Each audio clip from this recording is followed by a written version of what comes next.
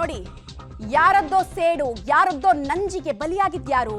ಅಮಾಯಕ ವ್ಯಾಪಾರಿಗಳು. ಬೂದಿ ಮುಚ್ಚಿದ ಕೆಂಡದಂತಿರುವಂತಹ ನಾಗಮಂಗಲ ಪಟ್ಟಣದಲ್ಲಿ ಈಗ ಬೆಂಕಿಯ ಜ್ವಾಲೆಯ ನಂತರ ದೃಶ್ಯ ನೋಡ್ತಾ ಇದ್ದೀರಾ ನೀವು. ಡೀಟೇಲ್ಸ್ ಅನ್ನು ಕೊಡೋದಕ್ಕೆ ನಮ್ಮ ಮೂವರು ಪ್ರತಿನಿಧಿಗಳು ನಮ್ಮನ್ನ ಜಾಯಿನ್ ಆಗ್ತಾ ಇದ್ದಾರೆ. ಕೆಪಿ ನಾಗರಾಜ್ ಇದ್ದಾರೆ, ರೋಹಿತ್ ಇದ್ದಾರೆ, ಜೊತೆಗೆ ಶಶಿಧರ್ ಇದ್ದಾರೆ. ಮೊದಲನೇದಾಗಿ ರೋಹಿತ್ ಇಂದ ಮಾಹಿತಿ ಪಡ್ಕೊಳ್ತಾ ಹೋಗ್ತೀನಿ. ರೋಹಿತ್, ತಾವೀಗ ಯಾವ ಸ್ಪಾಟ್ ಅಲ್ಲಿ ಇದ್ದೀರಾ? ಅಲ್ಲಿನ ಪರಿಸ್ಥಿತಿ ಹೇಗಿದೆ? ಪರಿಸ್ಥಿತಿ ಸಂಪೂರ್ಣವಾಗಿ ತಿಳಿಯಾಗಿದೆಯಾ ಅಥವಾ ಬೂದಿ ಮುಚ್ಚಿದ ಕೆಂಡದಂತಹ ವಾತಾವರಣ ಈಗಲೂ ಹಾಗೆ ಇದೆಯಾ? ನಾಗರಿಕರು ಏನ್ ಹೇಳ್ತಾ ಇದ್ದಾರೆ?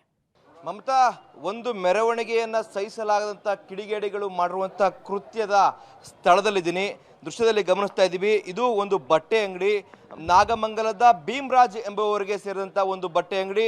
1.5 ಕೋಟಿಯನ್ನ ವೆಚ್ಚದಲ್ಲಿ ಕಳೆದ 2 ವರ್ಷದಲ್ಲಿ ನಿರ್ಮಾಣ ಮಾಡಿರ್ತಾರೆ. ಇದೀಗ ಸಂಪೂರ್ಣವಾಗಿ ಸುಟ್ಟು ಕರಕಲಾಗಿದೆ. ಕಳೆದ ಒಂದು ದಿನದ ಹಿಂದೆ ಸಾಕಷ್ಟು ವ್ಯಾಪಾರವನ್ನ ಮಾಡ್ತಾ ಇದ್ರು. ಗೌರಿ ಗಣೇಶ ಹಬ್ಬದ ದಿನದಲ್ಲೂ ಕೂಡ ಸಾಕಷ್ಟು ಬಿಸ್ನೆಸ್ ಮಾಡಿದ್ರು. ಆ ನಿಟ್ಟಿನಲ್ಲಿ ಮತ್ತಷ್ಟು ಬಿಸ್ನೆಸ್ ಹೆಚ್ಚಾಗಬಹುದು ಅನ್ನೋ ನಿಟ್ಟಿನಲ್ಲಿ ಏನು ಬಟ್ಟೆಗಳನ್ನು ಕೂಡ ಹೆಚ್ಚಾಗಿ ಹೊರ ರಾಜ್ಯಗಳಿಂದ ಇಂಪೋರ್ಟ್ ಮಾಡ್ಕೊಂಡಿದ್ರು. ಆದ್ರೆ ಇದೀಗ ಆ ಎಲ್ಲಾ ವಸ್ತುಗಳು ಸಹ ಸಂಪೂರ್ಣವಾಗಿ ಸುಟ್ಟು ಕರಕಲಾಗಿರುವಂತಹ ದೃಶ್ಯಾವಳಿಗಳನ್ನ ಗಮನಿಸ್ತಾ ಇದ್ದೀವಿ. ಭೀಮರಾಜ್ ನಮಗೆ ಆಫ್ ದ ರೆಕಾರ್ಡ್ ಫೋನಲ್ಲಿ ಮಾತಾಡ್ಬೇಕಂತ ಹೇಳಿದಂತ ಪ್ರಕಾರವಾಗಿ ನಾನು ಸಹ ಆ ಒಂದು ಸ್ಥಳದಲ್ಲಿದ್ದೆ. ಆರಂಭದಲ್ಲಿ ಸ್ವಲ್ಪ ಪ್ರಮಾಣದಲ್ಲಿ ನನ್ನ ಅಂಗಡಿಗೆ ಬೆಂಕಿ ಬೀಳ್ತು. ಆ ಸಂದರ್ಭದಲ್ಲಿ ನಾನು ಪೊಲೀಸ್ ಅವ್ರನ್ನ ಕರೆದೆ, ಜೊತೆಗೆ ಅಗ್ನಿಶಾಮಕದ ಸಿಬ್ಬಂದಿ ಕೂಡ ಬಂದರು. ಅದಾದ ಬಳಿಕವಾಗಿ 200 ಜನದ ಒಂದು ಗುಂಪು ಬಂತು. ಅವರು ಪೊಲೀಸ್ ಜೊತೆಗೆ ಅಗ್ನಿಶಾಮಕ ದಳದ ಸಿಬ್ಬಂದಿ ಇಬ್ಬರನ್ನು ಕೂಡ ಎದುರಿಸಿ ಕಳಿಸಿದ್ರು. ನಮಗೂ ಸಹ ಆ ಸಮಯದಲ್ಲಿ ಭಯ ಆಯಿತು. ಹೀಗಾಗಿ ನಾವು ಅಲ್ಲಿಂದ ಬಂದು ಇದಾದ ಬಳಿಕವಾಗಿ ಬೆಳಗ್ಗೆ ನನ್ನ ಅಂಗಡಿಯನ್ನ ವಿಸಿಟ್ ಮಾಡಿದಾಗ ಸಂಪೂರ್ಣವಾಗಿ ಕರಕಲಾಗಿತ್ತು ನನ್ನ ಅಂಗಡಿ. ನಮ್ಮ ಕುಟುಂಬ ನಿರ್ವಹಣೆ ಮಾಡ್ತಾ ಇದ್ದೋ, ನಮ್ಮ ಬದುಕನ್ನ ಈ ಅಂಗಡಿ ಮುಖಾಂತರ ನಾವು ಕಟ್ಕೊಂಡಿದ್ದೋ.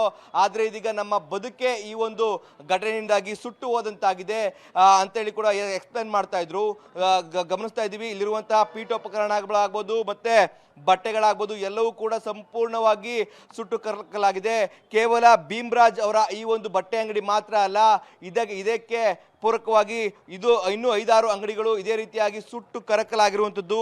ಇದರಿಂದಾಗಿ ಅಕ್ಷರಶಃ ಈ ಒಂದು ಕೋಮು ಪ್ರಚೋದನೆ ಮಾಡುವಂಥ ಕಿಡಿಗೇಡಿಗಳು ಮಾಡುವಂಥ ಕೆಲಸಕ್ಕೆ ಇಲ್ಲಿನ ಜನರು ಪರಿತಪಿಸುವಂಥ ಸ್ಥಿತಿ ನಿರ್ಮಾಣ ಆಗಿದೆ.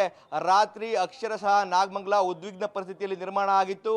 ಅದಕ್ಕೆ ಸಾಕ್ಷಿ ಈ ಒಂದು ಬಟ್ಟೆ ಅಂಗಡಿ ಸುಟ್ಟು ಕರಕಲಾಗಿರುವಂಥದ್ದು. ಮಮತಾ. ಆಲ್ ರೈಟ್ ರೋಹಿತ್, ಹಾಗೆ ಸಂಪರ್ಕದಲ್ಲಿರಿ. ಇನ್ನು ಕೆಪಿ ನಾಗರಾಜ್ ಹೆಚ್ಚಿನ ಡೀಟೇಲ್ಸ್ ಕೊಡ್ತಾರೆ. ಕೆಪಿ ನಾಗರಾಜ್, ಸದ್ಯಕ್ಕೆ ಹಾನಿಯ ಪ್ರಮಾಣ ಎಂಥದ್ದು? ಬೈಕು, ಬಟ್ಟೆ ಅಂಗಡಿ ಎಲ್ಲವನ್ನ ನಾವು ಗಮನಿಸ್ತಾ ಇದ್ವಿ, ಎಲ್ಲ ನಾಶ ಆಗಿ ಹೋಗಿದೆ.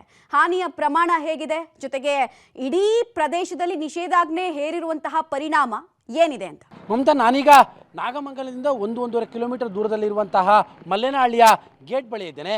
ಈ ಒಂದು ಪ್ರದೇಶದಲ್ಲಿ ಬಿಗಿ ಪೊಲೀಸ್ ಬಂದೋಬಸ್ತ್ ಇದೆ. ಪ್ರಮುಖವಾದಂತಹ ಕಾರಣ ತಾವಾಗಲೇ ಬಳಸ್ತಾ ಇದ್ರಲ್ಲ ಅನ್ಯ ಕೋಮಿನ ಅಂತ, ಅದೇ ಕೋಮಿನ ಕೆಲವೊಂದಿಷ್ಟು ಅಂಗಡಿಗಳಿಗೆ ಇಲ್ಲಿ ಕೆಲವು ಕಿಡಿಗೇಡಿಗಳು ಬೆಂಕಿಯನ್ನು ಹಚ್ಚಿದ್ದಾರೆ.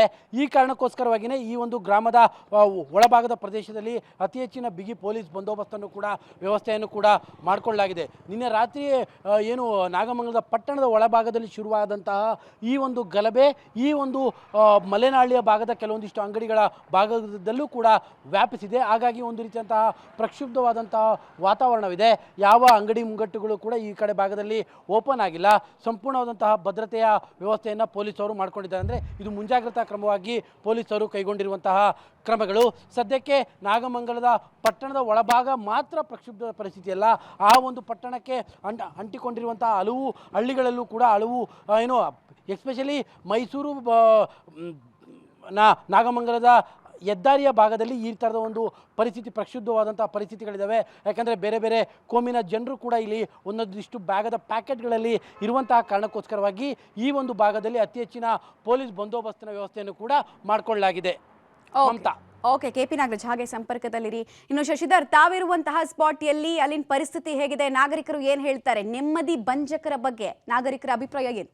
ಮಮತಾ, ಈಗಲೂ ಸಹ ನಾಗಮಂಗಲದಲ್ಲಿ ಉದ್ವಿಗ್ನವಾದಂಥ ಪರಿಸ್ಥಿತಿ ನಿರ್ಮಾಣವಾಗಿದೆ. ನಾನೀಗ ಸದ್ಯ ತುಮಕೂರು ಬೆಂಗಳೂರು ರಾಷ್ಟ್ರೀಯ ಹೆದ್ದಾರಿ ಪಕ್ಕದಲ್ಲಿರ್ತಕ್ಕಂತಹ ಏನು ಅಂಗಡಿಗಳಿಗೆ ಬೆಂಕಿಯನ್ನು ಹಾಕಿದ್ರೆ ಅದರ ಮುಂದೆ ನಿಂತಿದ್ದೇನೆ. ಈಗ ದೃಶ್ಯದಲ್ಲಿ ಗಮನಿಸಬಹುದು, ನಿನ್ನೆ ರಾತ್ರಿ ನಡೆದಂತಹ ಘಟನೆಯಲ್ಲಿ ಈ ಅಂಗಡಿಗಳಿಗೆ ಬೆಂಕಿಯನ್ನು ಹಾಕಲಾಗಿತ್ತು. ರಾತ್ರಿ ಅಗ್ನಿಶಾಮಕ ದಳ ಬಂದು ಬೆಂಕಿಯನ್ನು ನಂದಿಸಿದ್ರು ಸಹ ಇಲ್ಲಿರ್ತಕ್ಕಂತಹ ಅಂಗಡಿಗಳಲ್ಲಿ ಈಗಲೂ ಸಹ ಹೊಗೆ ಆಡ್ತಿರ್ತಕ್ಕಂಥದ್ದು. ಅಲ್ಲದೆ ರೋಲಿಂಗ್ ಶಟರ್ ಏನಿದೆ ಅದನ್ನು ಸಹ ಕಲ್ಲು ಹಾಕಿ ಅದನ್ನು ಸಹ ಜಖಂಗೊಳಿಸಿದ್ದಾರೆ. ಇನ್ನೂ ಸಹ ಅಂಗಡಿಯಲ್ಲಿರ್ತಕ್ಕಂಥ ವಸ್ತುಗಳು ಸಂಪೂರ್ಣವಾಗಿ ಸುಟ್ಟು ಹೋಗಿದೆ. ಈ ಅಂಗಡಿಗಳ ಮಾಲೀಕರು ಸಹ ಇಲ್ಲಿ ಒಳಗೆ ಬಂದಿದ್ದಾರೆ. ಆದರೆ ಅಂಗಡಿ ಒಳಗೆ ಅವ್ರಿಗೆ ಹೋಗ್ಲಿಕ್ಕೆ ಸಾಧ್ಯವಾಗ್ತಿಲ್ಲ. ಯಾಕೆಂದ್ರೆ ಈಗಲೂ ಸಹ ಇಲ್ಲಿ ಬೆಂಕಿ ಹೊತ್ತಿ ಉರಿತಾ ಇದೆ.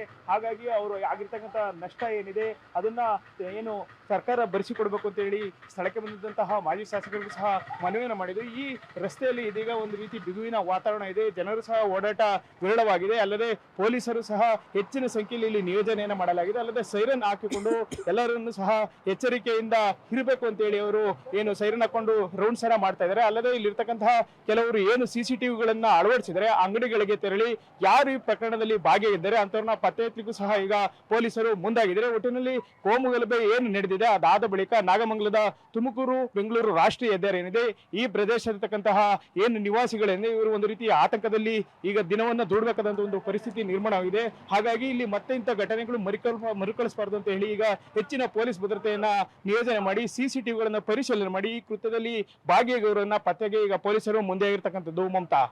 ಆಲ್ ರೈಟ್, ಧನ್ಯವಾದ ತಮ್ಮೆಲ್ಲ ಮಾಹಿತಿಗಾಗಿ ಶಶಿಧರ್, KP ನಾಗರಾಜ್ ಹಾಗೂ ರೋಹಿತ್.